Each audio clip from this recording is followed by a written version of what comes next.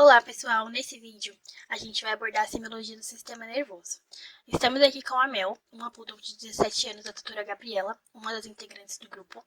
A Mel, ela possui disfunção cognitiva e ela também perdeu a visão há alguns anos atrás. A tutora relata pra gente que a Mel tem um pouco de dificuldade para se localizar no ambiente quando ela tá fora de casa, então ela fica bem perdidinha e quando ela tá em casa ela não possui isso.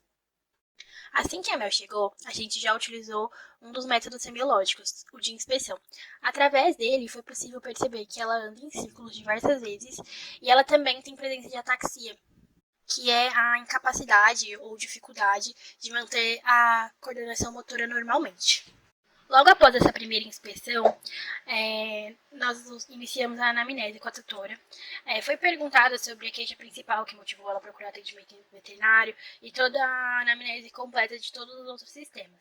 Mas como esse vídeo ele é focado no sistema neurológico, nós só gravamos a parte de anamnese do sistema neurológico.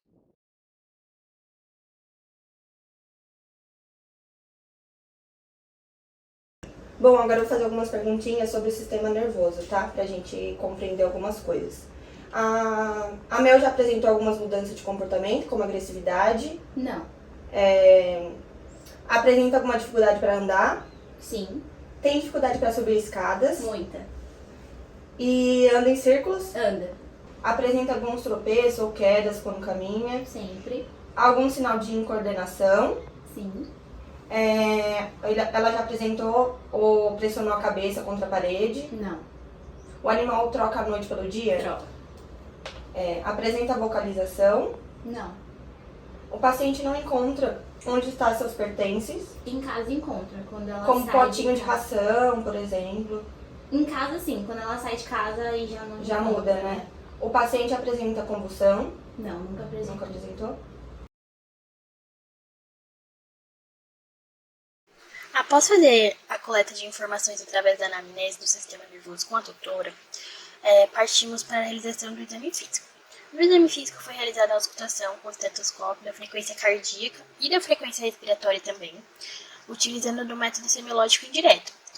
Nesse caso, foi verificado que a paciente possui um sopro e a ausculta respiratória não foi identificado nada. Após realizar a auscultação, foi realizada a inspeção das mucosas, tanto da mucosa bucal quanto da mucosa ocular, para verificar a coloração e o TPC. A coloração estava normal-corada e o tempo de preenchimento capilar estava 2. Através desse exame, também é possível verificar a hidratação do paciente pelo brilho da mucosa. Após isso, nós utilizamos o termômetro para aferir a temperatura corporal. Nessa etapa, é bem importante lembrar de, quando introduzir o termômetro, levantar um pouquinho a ponta para encostar diretamente na mucosa anal, para a temperatura ser fidedigna e não acabar aferindo fezes. Depois de aferir a temperatura, foi realizada a palpação abdominal. E após isso, nós começamos o exame neurológico de fato. O exame físico-neurológico ele é composto pela avaliação do estado de consciência do paciente, do comportamento e da postura apresentados, da capacidade locomotora, dos testes dos nervos cranianos, dos testes das reações posturais, dos reflexos espinhais e da percepção de dor. O exame do estado de consciência ou do estado mental é a forma que o paciente vai apresentar sua consciência. Então, ela pode ser definida em normal, deprimido, que é aquele paciente mais letárgico, sonolento, estuporado, que é um paciente sonolento, mas que se você estimula ele, ele desperta, ou um paciente comatoso, que aí é aquele paciente que já não tem mais estímulo nenhum. E já o comportamento é a forma que o animal se porta. Então, os comportamentos anormais, eles estão inclusos agressividade, um medo, um distanciamento, uma desorientação, bocejar, o head press, que é aquela pressão da cabeça em objetos, né? Um andar compulsivo e o andar em círculos. No exame de postura, a gente vai avaliar a posição da cabeça, da coluna, dos membros e da cauda. As anomalias mais frequentes na postura da cabeça são a oscilação da cabeça. Então, a rotação da cabeça e a ventroflexão, que é quando a cabeça vai para baixo, ou dorsoflexão, que é quando a cabeça fica para cima. As posturas anormais da coluna incluem a cifose, que é aquelas costas arqueadas para cima, a lordose, que são as costas arqueadas para baixo, e a escoliose, que é quando tem aquele desvio lateral das costas. As posturas anormais da cabeça indicam frequentemente problemas de equilíbrio ou doença cerebral, e as doenças da coluna estão normalmente associadas à postura anormal da coluna.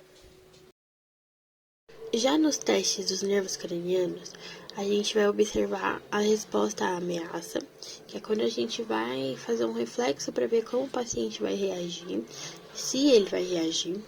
O reflexo pupilar à luz, então a gente joga uma luz e tiramos rapidamente para observar a pupila desse paciente, se ela dilata, se ela não dilata, se ela tem midríase, se ela tem miose, se ela tem anisocoria. O reflexo palpebral e a sensibilidade facial a gente também observa. Também observamos se a presença de nistagmo, que é quando fica aquele olho tremendo de um lado para o outro. Se tem um estrabismo patológico e posicional. E também olhamos a simetria facial. Finalizando o exame físico do sistema neurológico, a gente finaliza os últimos testes, que são os testes de propriocepção. Esses testes são deixados por último por causa do estímulo doloroso, então muitas vezes o paciente fica bem incomodado com a dor e passa até a tentar ser agressivo. Não é o caso aqui. Nesse teste, a gente faz o teste da marcha, que é quando você coloca o animal em estação na mesa, flexiona uma das patinhas para trás e observa se ele vai voltar com essa pata para a posição normal rapidamente ou se ele demora. Se ele mantém essa pata flexionada para trás, significa que essa é a resposta normal. A gente não espera que ele fique com essa pata para trás. A gente espera que ele volte o mais rápido possível. Pode ser feito também esse outro teste, que é quando você pega o paciente no colo e empurra as patinhas sobre a mesa para observar a reação e o posicionamento do paciente. Depois de realizar toda essa parte, a gente faz o exame de propriocepção de dor propriamente dito. Então, nesse exame, a gente vai pegar a mão, fazer formato de pinça, utilizando a inspeção direta. E com o formato de pinça das mãos, a gente vai pressionar as vértebras. Ou podemos também fazer a inspeção indireta, com uma pinça. Ambos os métodos são corretos e podem ser realizados. Para avaliar a percepção da dor superficial, se pinça uma prega de pele. Já para avaliar a dor profunda, testada através de uma pressão curta e forte do dedo de um membro posterior. A percepção da dor, ela fornece informação relativa sobre a integridade do sistema sensorial. E assim nós finalizamos nosso vídeo. A gente gostaria de agradecer a doutora Gabriela por ter trago a Mel pra gente poder gravar o nosso vídeo. Gostaríamos de salientar também que a Mel ela faz acompanhamento frequente com o veterinário, por conta das alterações que ela possui, mas que dentro do possível dela e da realidade, ela é uma cachorrinha muito saudável. Olá pessoal, estamos aqui com a Arizona e com a Isabelle, que é a tutora dela. A gente vai fazer umas perguntinhas para iniciar o nosso trabalho, né, sendo uma breve anamnese, para conhecer melhor a nossa paciente. Qual que é a idade dela? Ela tem 7 anos e meio. E qual é a raça? Manga larga paulista. Qual a quantidade e frequência de alimento ofertado? Ela come ração de manhã e à tarde, 1,5 kg em cada alimentação, e tem feno ou capim à vontade, durante o dia todo. Ela recebe petiscos? Qual a frequência? Umas 3, 4 vezes na semana. São os biscoitinhos da Supra, banana, cenoura, varia. Tá. E ela tá gestante ou já teve alguma gestação? Sim, essa é a primeira gestação dela. Ela emprenhou no dia 2 de agosto, então ela tá quase completando 4 meses de gestação.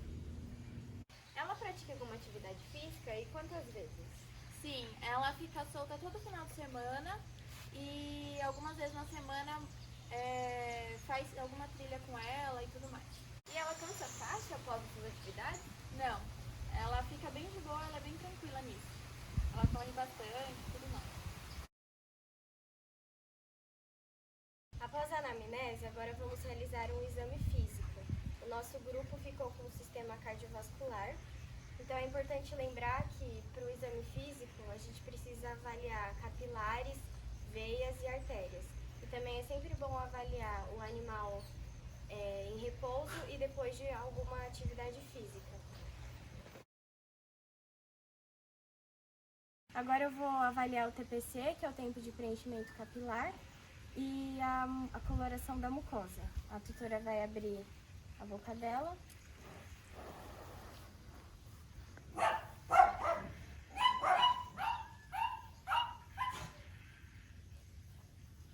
O TPC deu 2 segundos, então tá normal, porque varia de 1 a 3. E a coloração da mucosa tá normocorada, então também tá normal. Um outro parâmetro de avaliar o sistema cardiovascular é o pulso arterial.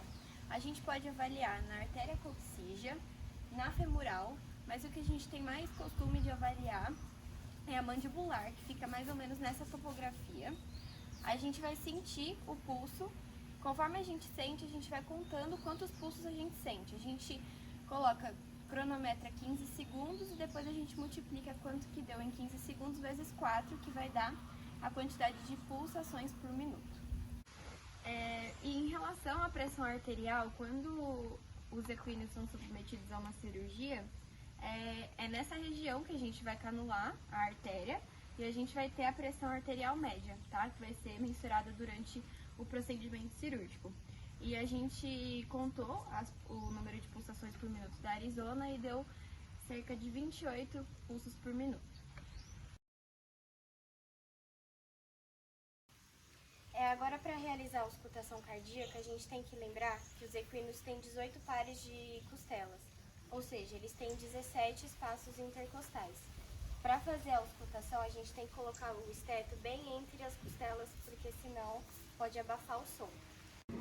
Os pontos de auscultação do equino no lado esquerdo, eles vão ficar entre o 5º, 4º e 3º espaço intercostal, que fica aqui, que forma um triângulo, que é a PAN, e os focos são o pulmonar, o aórtico e o mitral. Então, um dos pontos para auscultação é na região axilar. Você pode usar aqui o osso como referência e vai ser bem aqui o ponto da auscultação.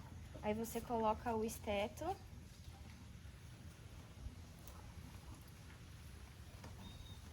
e dá uma pressionada assim para você conseguir ouvir direito. Para a gente fazer a contagem de batimentos por minuto, a gente vai utilizar o lado esquerdo, que foi os pontos de auscultação que a Júlia falou. Mas aqui do lado direito a gente tem um ponto de auscultação, que é a tricúspide. Ela fica localizada entre o 3º e o 4º espaço intercostal. Após fazer a auscultação, a gente fez a conta, né? Que você avalia os batimentos em 15 segundos e multiplica por 4, e deu 28 batimentos por minuto. Esse número ele tem que ser compatível com o número de pulsos por minuto também. Esse número ele vai variar de 25 a 40. Como o dela deu 28 e ela está em repouso, então está dentro da normalidade. Bom, pessoal, esse foi o nosso vídeo, né, sobre o sistema cardiovascular. Espero que tudo tenha ficado muito claro. Como a Arizona é uma égua muito bem cuidada, ela é saudável, ela não possui nenhuma alteração. E é isso, gente. Espero que vocês tenham gostado.